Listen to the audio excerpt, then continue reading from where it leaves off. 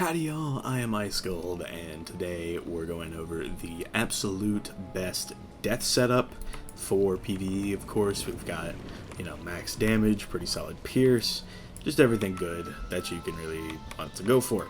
So, this is going to be a lot like all the others. I'm just going to be real. I don't really see, there's really not that much change at all. And to be honest, you could get away with using some Eon pieces with this setup, but let's just go over what I've got. So for the hat, as always, it's going to be the Reaver hat. Same with the boots. Both of these drop from Malice in the Nightmare, and I should go over the stats first. So here we go. 238 damage, which gets curved down from 241, which is just what I've got. And yeah, 238. That's what you can get with this setup. So pretty good. And then since they made death a damage and resist school, you get some pretty good resist as well. Well over perfect accuracy, no need to worry there. Pretty good crit, pretty good block. Honestly, pretty solid pierce. 46 is kind of a lot for a school that is not technically supposed to be a pierce school. And then you've got, of course, perfect pips and a little bit of sheds too. So that's pretty cool. So, Reaver hat kind of just is what it is there. Yeah, it gives so much damage. And one thing I'm going to say right now is that the death gear is actually very different. Well, not very different, but rather it's a much bigger upgrade compared to Eon, compared to all the other schools. So you can see here, the Xibalba hat is Eon equivalent, but it gives a little extra resist and less health and no pip chance. But the damage and pierce are the same. And you can see that you gain 2 damage and 1 pierce. That is more than I think every other school gets. So that's pretty good, I would say. But of course, with the damage cap, you actually can forego this piece if you would like to. So, do what you want. Do what you want with that. But the Reaver hat is still best in slot, just because it does give the most damage, the most pierce, and the most, resist, health, etc. So that's what's up with that. And then, of course, the boots. I can make just a direct comparison here. You actually only gain 1 damage here, but it's still a gain. You gain 1 damage, 1 resist, and a little bit of health. So hard to argue with that. It's kind of nice with it. So that's the Reaver boots. And then for the robe, of course, we have the Deadly Robe of the Nullity, and this is a robe that you can get from the end of the Voracious Void raid. After your Vanguard team beats the Nullity, everybody in the raid gets drops from the Nullity. And, if you're lucky enough to get, this one piece out of the 56 total things that the Nullity can drop, that's pretty cool. And you can run with the Deadly Robe with the Nullity. It's pretty good. Other alternatives include the Forbidden Library Robe, which I think might give 30 damage, and maybe 1 more resist. I could be wrong here, but it gives like a little more pip chance, a lot more health, resist, and less damage and pierce. So that's kind of what's up with that. It also doesn't give shads. Shads don't really matter too much on a death, but you can still use Krulu, Snack Attack, that type of deal if you just want to deal a little more damage on your hit. But yeah, for death, yeah, I mean, the Nullity Robe is the best one that you can go for. You can also go for the Demonic Robe that drops from the Personal Demon in the Polaris raid or the Cabal's Revenge raid. That is technically best in slot, and knowing the difference between, Eon and Reaver, maybe that's worth going for. I mean, you're already over the damage cap, but it's something you can do. Something in your spare time. But yeah, those are the clothes. So pretty much what you really gather from this is that raid robes are good.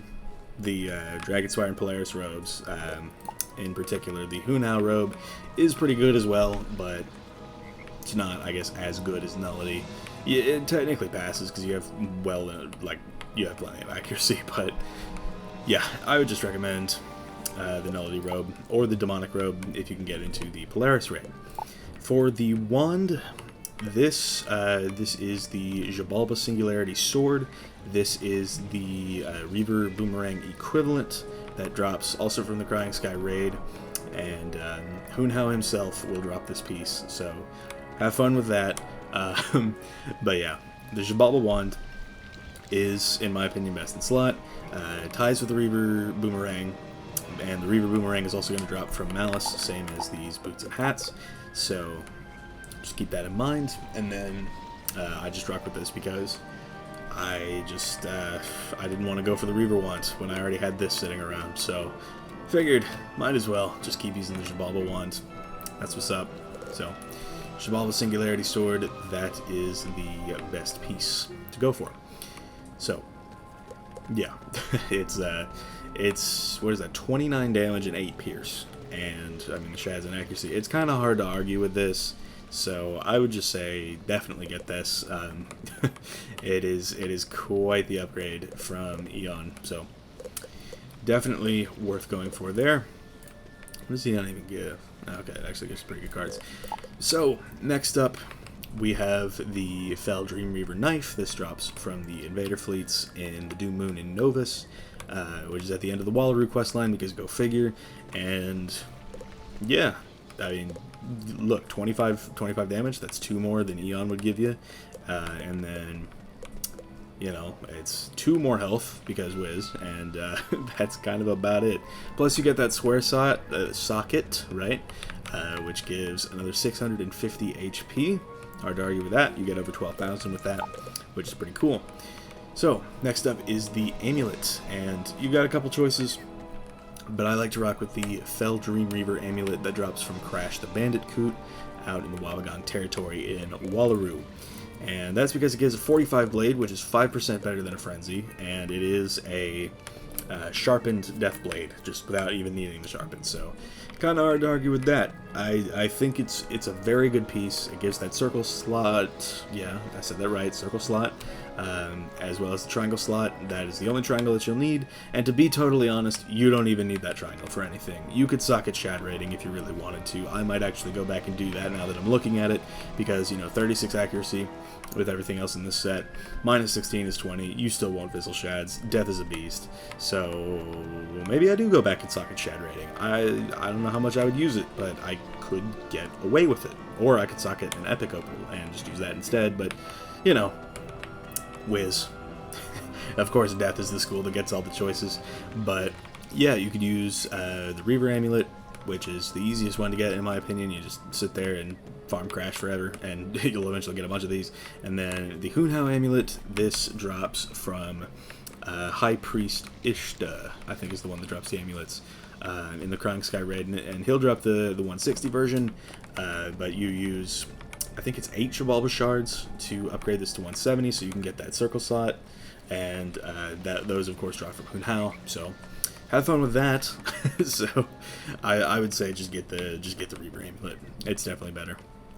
But you do actually have some pretty good alternative options with like the Hunhao and the Gold Key Boss amulets and all that, so it's pretty neat.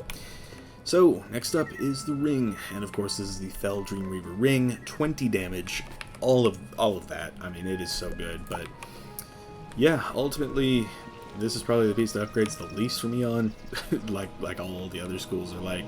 So, you know, make of that what you will.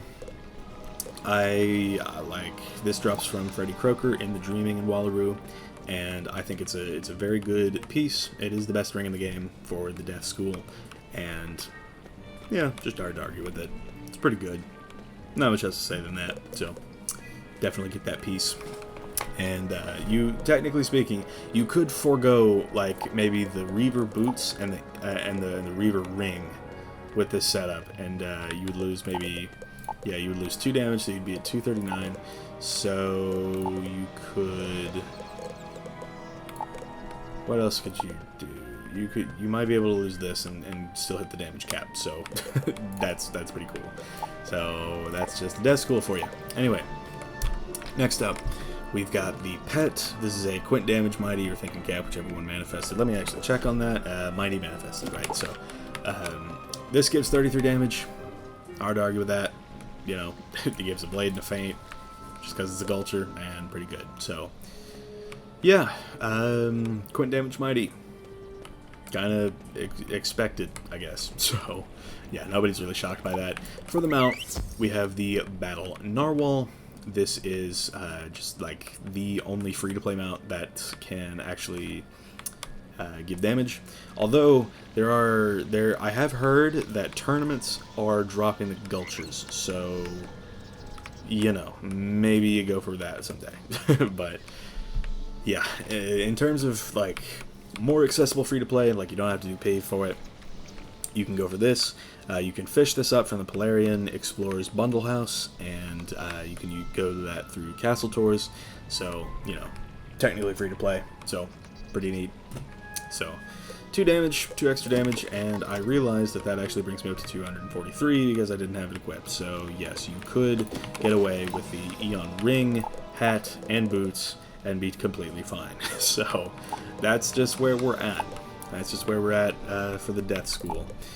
And lastly, we have the Fell Dream Reaver deck, and this, I would say, definitely like the piece to go for. You know, you can get the August Sage deck if you want the extra Dark Surge. You can get the Hoon How deck if you want to use that cool little Monster Mash. But yeah, just anything with a circle slot is what you want to go for, because those circle slots, they give you 11 damage, 11 extra damage, and you're only running 2 of those. And technically, you could only run 1 of the, or well, no, you would still be running 2. But 243 minus 7 is 236. So technically speaking, you could go to 50 Pierce.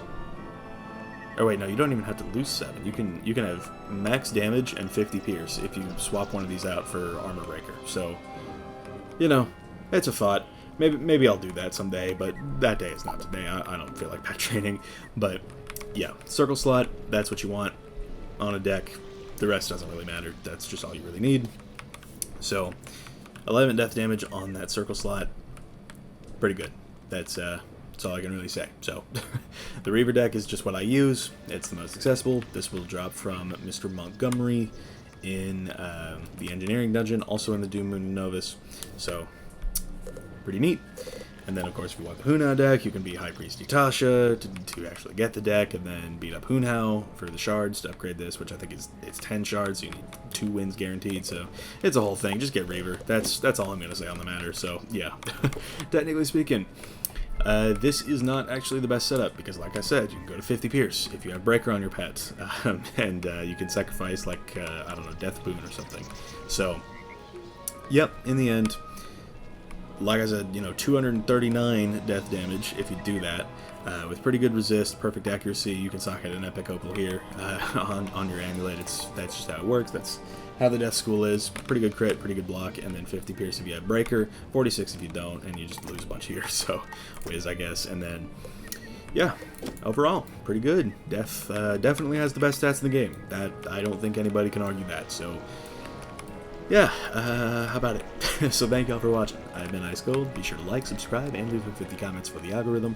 My Discord is down in the description if you want to chat with me some more. And I will see y'all later.